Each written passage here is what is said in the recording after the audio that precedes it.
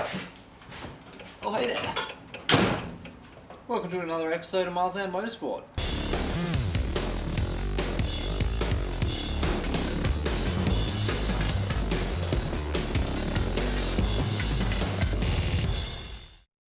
In this episode, we're going to look at the interior of the car. We're going to be spending all of our time in here because we're looking at roll cages. So, we've got a lot more power in the car now. It's time to make it a little bit more safe.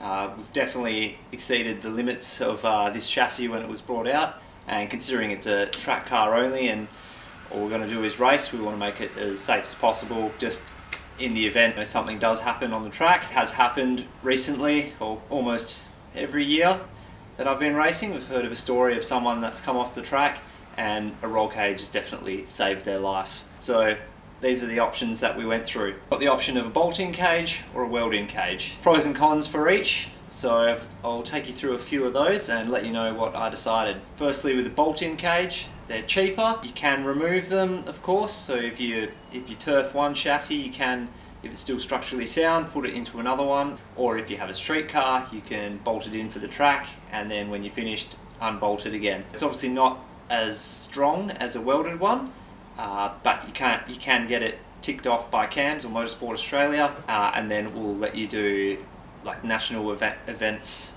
racing at Bathurst and Targa rallies and so forth. A weld-in cage, it costs a lot more. I was getting quotes between $6,000–7,000.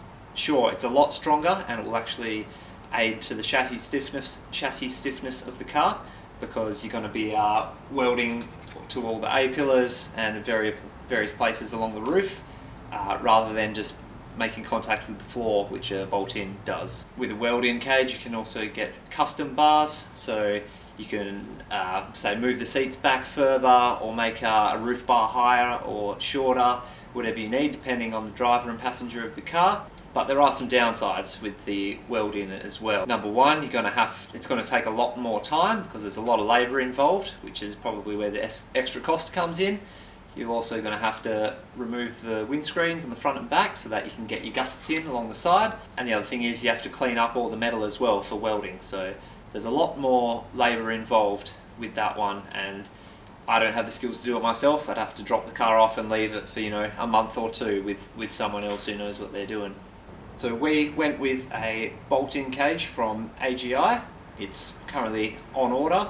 I didn't go for the top level cage. I went for the second best one. Reason being is the top level cage is the one that you want for Targa rallies and rally sports, but Dad and I aren't really interested in doing that.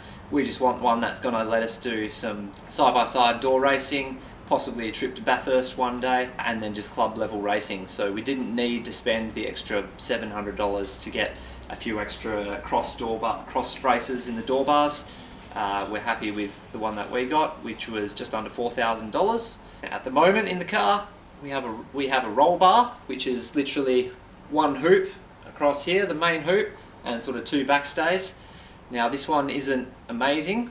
I think in the design of it, it's definitely designed for a street car, because I think the strength would be a lot better if the rear bars went straight down rather than had a bend in it. You're losing strength there. I think it's only light gauge metal as well. It's probably not going to do a lot in a rollover, but hey, it was only a few $100s I think, so I snapped it up and it's proven to be good so far. So before the cage comes, there's a few things to do. Want to gut the rest of the interior. We've got lots of sound deadening to remove. I want to get rid of the door cards and make some other ones. We've got a roof liner as well that we need to get rid of, because the cage will definitely stick up into that. I also want to respray the interior because it's just rusty and disgusting. So we'll get that as nice race car feels with some fresh paint. So yeah, let's get to it.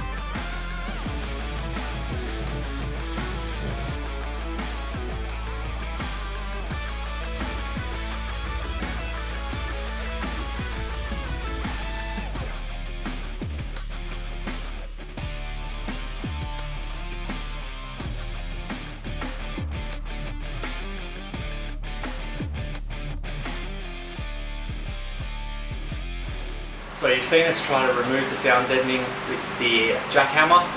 Very slow and steady, leaving a few dents, and yes, sweating up a storm. Trying to take a long time doing that. So we're going to do it the easy way, or hopefully the easier way. We picked up some dry ice, and apparently this is the way to remove sound deadening from your vehicle. So I've got 5 kilos of dry ice here. It was $12 a kilo, so it's about $65. The idea is to mix it with a bit of rubbing alcohol, isopropyl alcohol, make it into a little bit of a slush, and that'll help sort of mould it.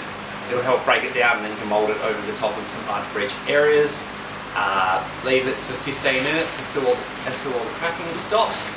The metal of the car will become colder and hopefully separate from the rubberish material of the sound deadening, and then you can just chisel it away. So yeah, we'll see how it goes. This is 5 kilos of dry ice, but might need more. I'll shift it around, we'll see what happens. Not exactly working like it did on the internet in big sheets.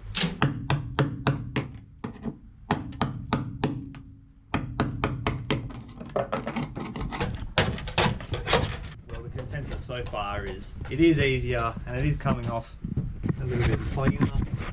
Done all this section now, but it's still slow going. It's not coming off in big chunks like I thought, like the internet said, but I haven't really left it on long enough, so this one I'm going to leave for like a good 25 minutes. That said, it stopped cracking and making noises as the metal was contracting, so it should be good to go. It's definitely feeling cold. Anyway, keep chipping away. This bit coming off real nice.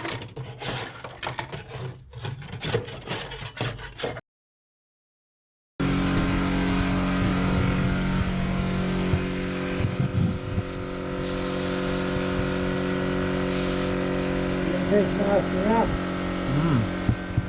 And the ground has to be nice. Now I've got fine babies. I can't hear a word you're saying.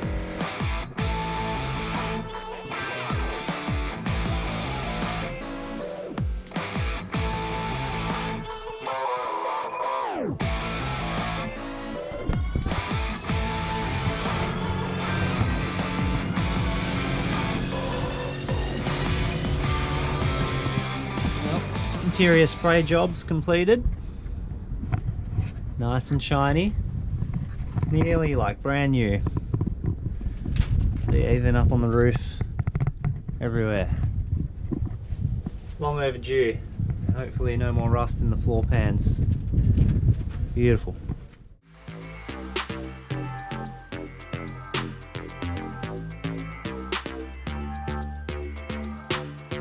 Phoenix, guess what? We've got to do all that again.